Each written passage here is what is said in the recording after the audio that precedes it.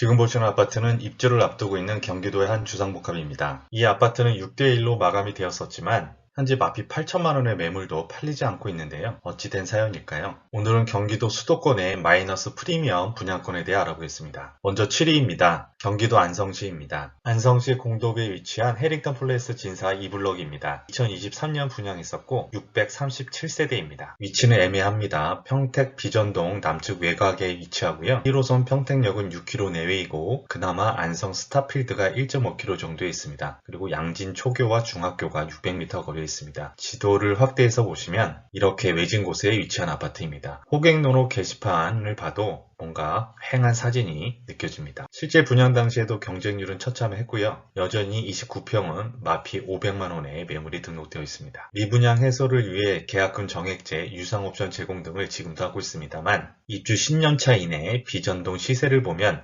4억 원대 30평형 매물들이 많아서 마피 소진이 쉽지는 않을 듯합니다. 6위입니다. 경기도 화성시입니다. 화성시 향납읍에 위치한 한양 수자인 DSTG입니다. 2024년 2월부터 입주를 시작했고 945세대입니다. 입지가 썩 좋지는 않습니다. 신안산선 신설 예정인 향남역도 3km 이상 거리이고요. 외진 지역이라 학군이나 학원가가 큰 문제일 듯합니다. 호객노로 게시판에도 고립된 입지 관련 글이 종종 보입니다. 2021년 불장 당시에도 경쟁률은 높지 않았고요. 현재 25평 매물은 마피 1천만원입니다. 25평 분양가 3억 3천이면 향남지구 30평대를 살 수 있기 때문에 호객노로 예정 글에서 희망사항인 입주 시에 풀피 전환은 시간이 더 필요할 듯합니다. 5위입니다. 경기도 의정부시로 갑니다. 의정부시 의정부동에 위치한 이안더 센트럴 의정부입니다. 2024년 2월 입주 시작했고 154세대 나홀로 아파트입니다. 1호선 의정부역과는 400m 정도이고 경전철 의정부 중앙역은 700m 거리입니다. 의정부 초교는 약 1.2km입니다. 상업지역 교차로에 위치해서 소음 이슈가 있을 듯한데 심하지는 않을 듯합니다. 2021년 분양 당시에도 경쟁률은 저조했고요. 현재 33평 로얄층 매물이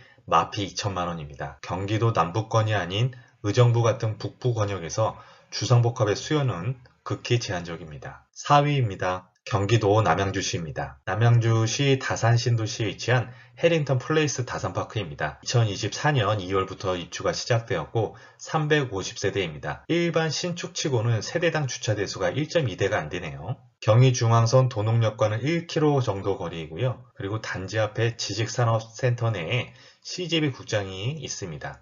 초등학교와 이마트, 도농역 이용은 단지 뒤로 삥 돌아서 가야 할 듯합니다. 보시는 것처럼 이 아파트는 근린공원 안에 위치한 모습입니다. 2023년 분양 당시에도 경쟁률은 저조했고요. 현재 34평 로얄층 매물이 마피 3천만원입니다. 도농역 구축들이 5억원 후반대에서 6억원대 시세이다 보니 7억 8천만원의 분양가로 신축에 대한 수요가 많지 않은 듯합니다.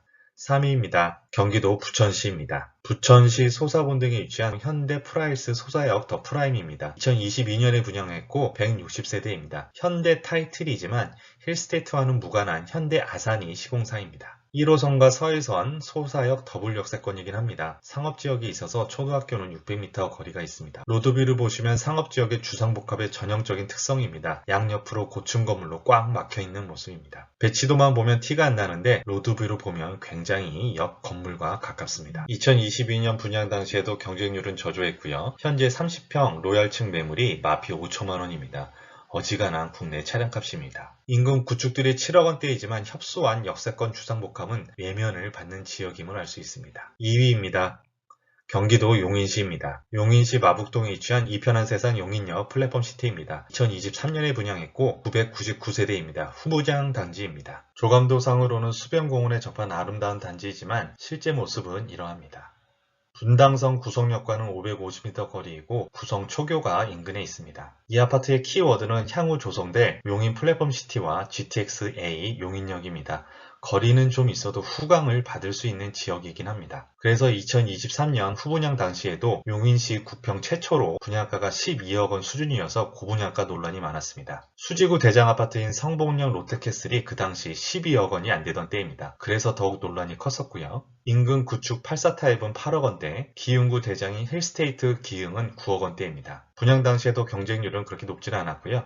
현재 34평 로얄층 매물이 마피 5천만원입니다. 대망의 마피 1위는 다시 부천시로 갑니다. 소사역 할라비발디 프레스티지입니다. 2024년 1월부터 입주를 시작했고 166세대 주상복합입니다. 마피 순위 3위였던 현대 프라일 소사역이 바로 옆 단지입니다. 지도로 보시면 이런 형상입니다.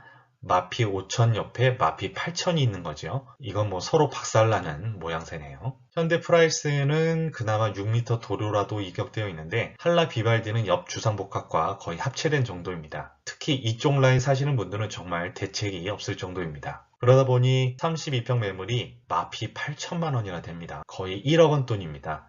아까 보셨던 틈새 라인 물건일 수도 있겠네요. 호객노로 댓글에서처럼 한정거장 거리인 부천 종합운동장역에 GTX B노선 이슈가 있긴 한데 B노선도 아니고 B노선 이슈로 풀피 전환이 가능할지는 너무나도 불투명한 상황입니다. 오늘 수도권 마피 아파트에 대해 알아보았는데요. 예전에는 아파트 시장을 구분할 때 서울, 수도권, 지방으로 구분되었다면 요즘은 서울 아니면 지방으로 인식이 굳혀지면서 특히 오늘 보신 수도권 아파트들의 옥석 가리기는 더욱 심해지고 있습니다. 그만큼 소비자는 현명해지는 거겠죠? 이만 마치겠습니다. 감사합니다.